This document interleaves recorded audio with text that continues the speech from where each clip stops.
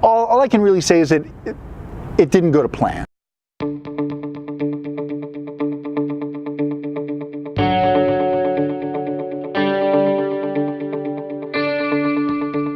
Do me a favor, it's been a couple of years since we checked in. Who are you? What are you doing? And what has changed in the last 2 years since we last talked? Okay. I founded an organization 12 years ago called the Library Project. Over the past 12 years, we've impacted over 1 million kids. We've donated our 2,000th library, which is a really amazing milestone. And we're almost at 2 million books. Wow. Donated. At that time, a couple of things changed. At that time, I had left the organization. I'd stepped aside and we had a CEO. Now, that did not work out the way I wanted it to, I would say. And I've stepped back in. I'm now the executive director, so I like to say I had a nice little vacation for a year, and I'm back a lot more, a lot healthier and a lot happier. Yep. So actually, in the last video, you had just hired your CEO, who's going to replace you, and you trumpeted this as like success. All right, I had succeeded. What happened? All I can really say is that it didn't go to plan. I would say that. For a myriad of reasons, I had to step back in. When I did step back in, we had to do a complete restructuring of the organization. We had to lay off about 1/3 of our staff. We had to rebuild an organization. What was really interesting was kind of how we approached it. Right. We approached that as with 100% transparency with our team. We empowered our team every single day, letting them know the incremental improvements that we were making to get our organization back on its feet. So what was the plan when she came in? It was Tom is out, she is in. What was your hope for that relationship then? My goal was to hire what I like to call that mythical driver, that individual that comes in and drives the organization with the exact same amount of passion that the founder does. It's a challenge that there is a difference between a CEO and a founder. Right.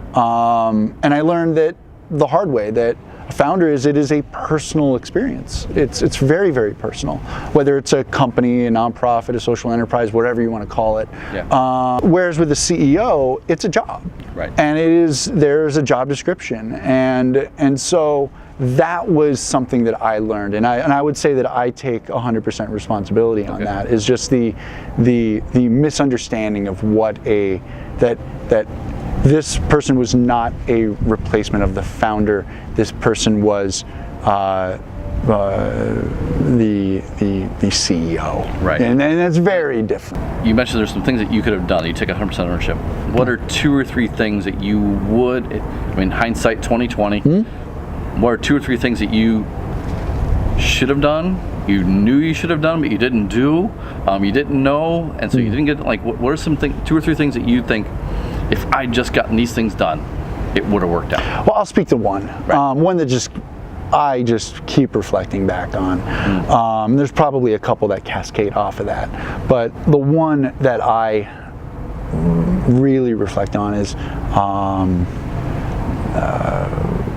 onboarding. The importance of onboarding, and not only the importance of quality onboarding, but of the duration. That there should have been like a 2-year onboarding, not such a condensed onboarding. How quick was it? It was within 3 months, I would say. So it was quite a quick onboarding. But I looked at it as like, well, we're a small organization. We're about $1 million a year. We have a couple of offices. We have an internal management team. We're hiring from within, promoting from within. There was definitely I could say that it's not 100%.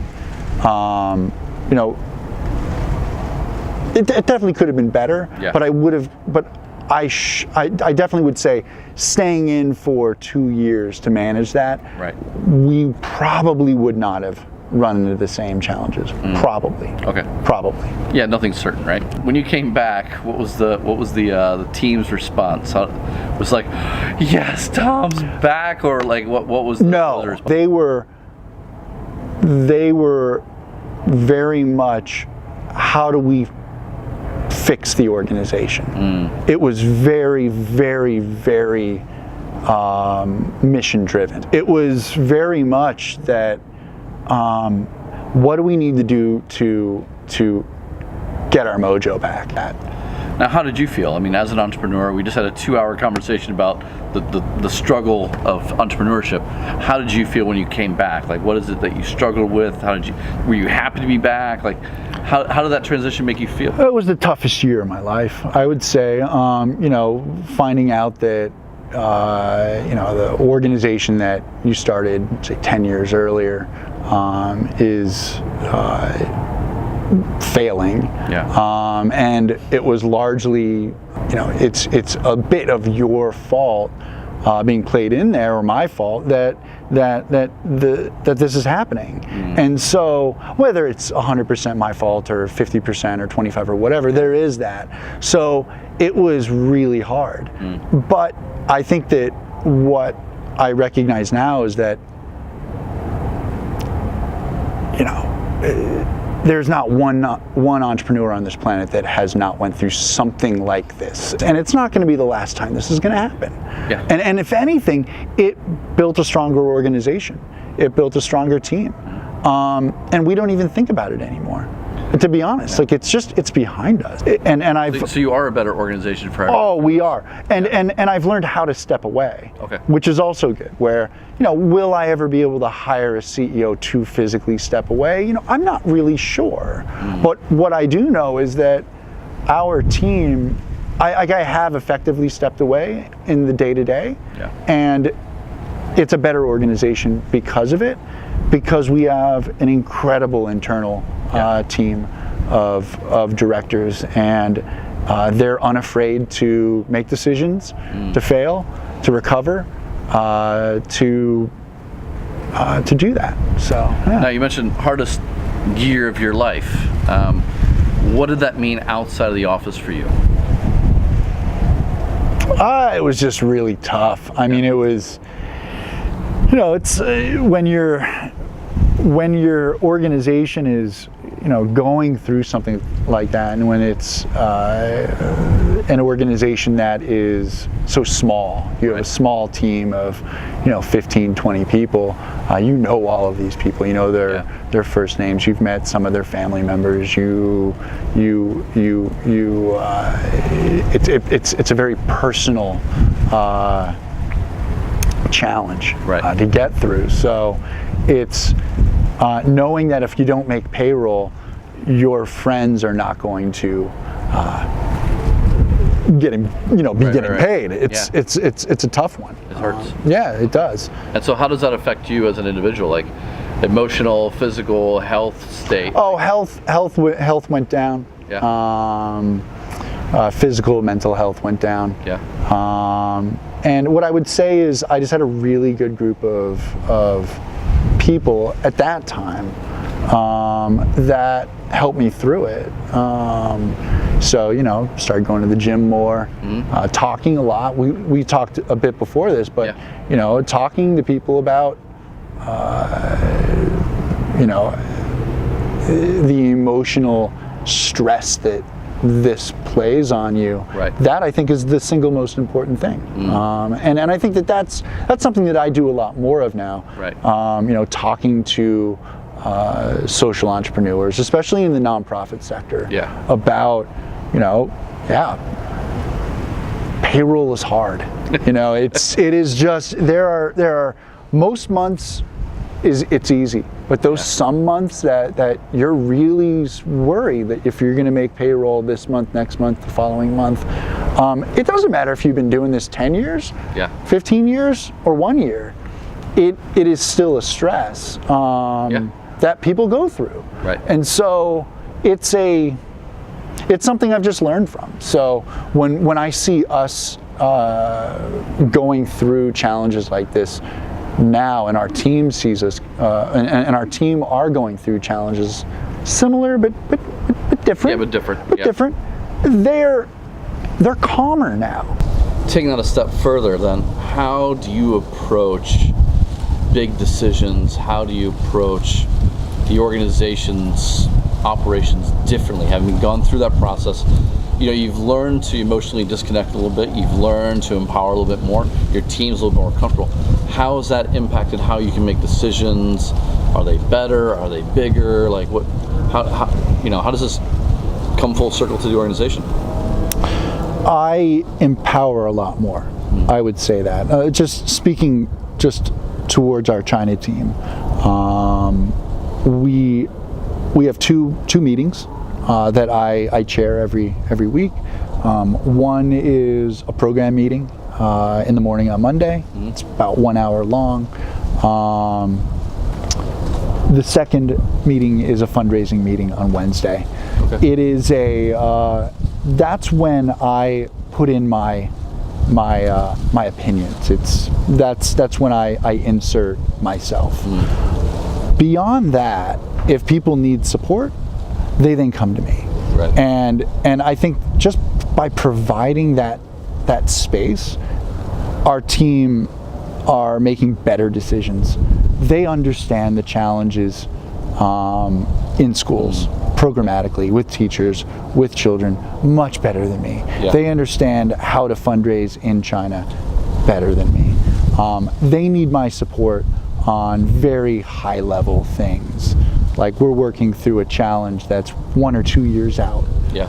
That's where I should be. So you can think bigger about where everything should be moving. Yeah, yes, exactly. Whereas I think before I had stepped away and brought in the CEO, I was much more day to day. Okay. And it was just the value I was providing at that time was not that great. Now I find that the value I provide is much more targeted, and just better, I would say. And we have a much stronger organization because of that. So then how does that translate back to you as the entrepreneur then? How does this make you, are you less stressed? Are you healthier? Like, are you able to do things that you need to do to maintain, the long game on this, or are you still stuck? No, I think that running an international nonprofit organization in China and Vietnam and in outside of your comfort zone, which is your own country, is challenging. It will always be challenging. It is not that paradigm is not going to change. But on a personal level, I'm absolutely healthier. Most likely because because I've just been through a lot more. Yeah. And we're still standing. And we're not only still standing, we have more legs that we're standing on. Right. We have a stronger team. Right. Now the team is contracted in size, but we're actually able to do more with that team, and they're working more as a team because they've went through more challenges together. Right. So it's allowed me to kind of, I don't want this to sound bad, but like to have more of a life. Yeah. And that's also good and bad. So it's. When you're going through it, you think that you're the only one going through it. So, and now like as we were talking about, everyone kind of goes through this. Absolutely. Right? Absolutely. And especially what I learned was, because I had to when we were going through that transition, was I can't fix this. It was too big. I cannot fix this. And I think for the first time, at that point, that was the first time I think I truly empowered my team. Okay. Whereas I think before I did empowerment, but it was more directing, and I don't know where that line is between directing and empowerment. I think everyone has a different line on that, but I learned how to empower because I just had to. Yeah, you just had to. And what's come from that is a much stronger organization and a much happier Tom. And now I'm able to explore other things and do other things while also maintaining that connection to the organization that I love. Right. So I'll talk a little about scale. What was your vision for scale of this organization back then, and like what has scale been for you? How do you frame that in your context? I'll answer it in two parts. One, what did I want before? What do I see it as now? Yeah. What I wanted before was an organization that was in, I made the dream PPTs before, where you had like 15 countries taking over the world. I wanted to build Room to Read Part 2, which is in 4 continents, they're in 15 countries, revenue through the roof, making impact globally. Now what I'm looking for is very different. It's much more quality based. Okay. Risk is a lot lower, and maybe this is age. A little bit of gray hair, but I think age kind of plays into that also, where I'm a little bit risk adverse. So what I'm looking for is to make the best organization I can at any scale that we are at. I don't care if we're raising $500,000, $1 million, $5 million, $50 million. I just don't care. I care about the impact that we have locally in the schools, and I care about how our team are being empowered and supported through that process. Right. And for them to shift the organization when they feel they can and should within the purview of our mission locally in each country. So it's a completely different mindset. And it's one that I'm very happy to have gotten to. I think I was a little bit young and a little young bull. The young bull getting into the nonprofit sector and wanting to just take over the world. And I think today I am really proud of what we do. 3 things you learned over the last 2 years that makes you a better entrepreneur. What have you learned? You went through all this pain. Well, what advice would you give to someone? 3 pieces. I'm just divorcing myself from the pain and that challenge. I would just say that what I've learned is, on a personal level, health is really important. So, and also divorcing myself from the organization on this, that makes me a better entrepreneur. Health is really important. I go to the gym every other day. I try to swim once a week. I fail on that quite often. So health is important. I would say having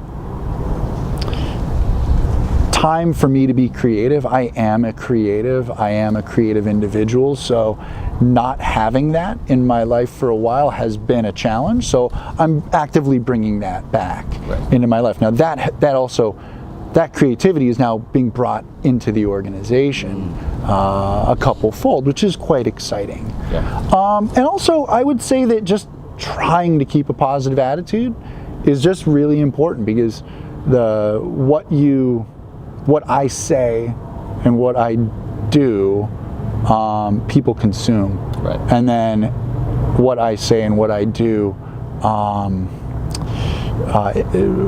draws individuals, attracts that kind of person. So if I'm projecting positivity, I will get positive people. If I am projecting negativity, I might be changing those around me within my organization, and outside of my organization, within my family and friends. But also, if I'm projecting positivity and I am healthy and I am creative, then that just builds a much different Oh yeah, certainly. group. Certainly. And that's really hard, especially when the shit hits the fan.